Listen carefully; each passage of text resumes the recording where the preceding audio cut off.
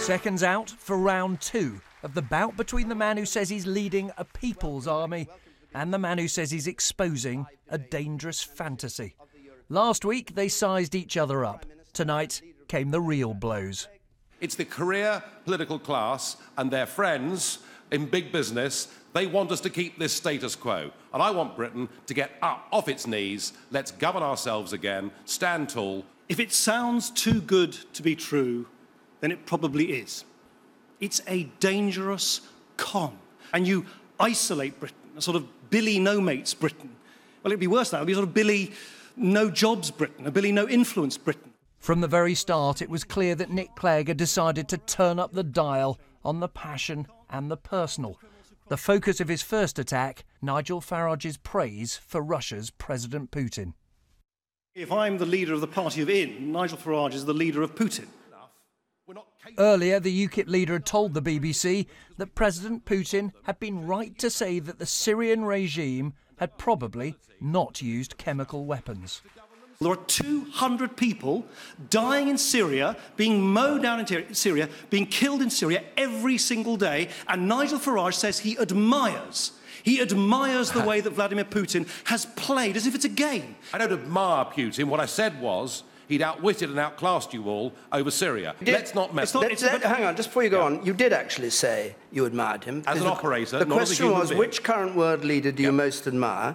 As an operator, I would say Putin. Yes. Now, let's be quite clear what Nigel Farage said. He said about Putin, the way he played the whole Syria thing, brilliant, as if it's a game. UKIP's leader insisted that Britain should stick out of other countries' wars. You, as Deputy Prime Minister, were happy to go and bomb Libya. You did that, and 3.5 years on, the situation in Libya is worse than it was. And I, personally, am delighted we didn't go to war in Syria.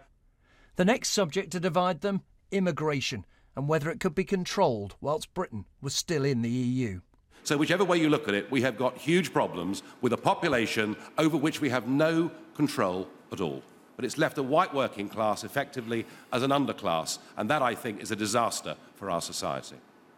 Scaremongering is what the Lib Dem leader calls that, and to prove it, he held up what he said was a UKIP leaflet. And it says, he used to ignore immigration, now he lives on a reservation.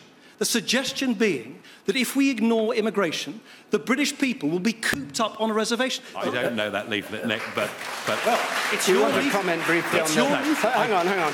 Finally, the core of this debate, whether Britain should stay in or get out of the EU. Nigel Farage had one of Nick Clegg's leaflets to display.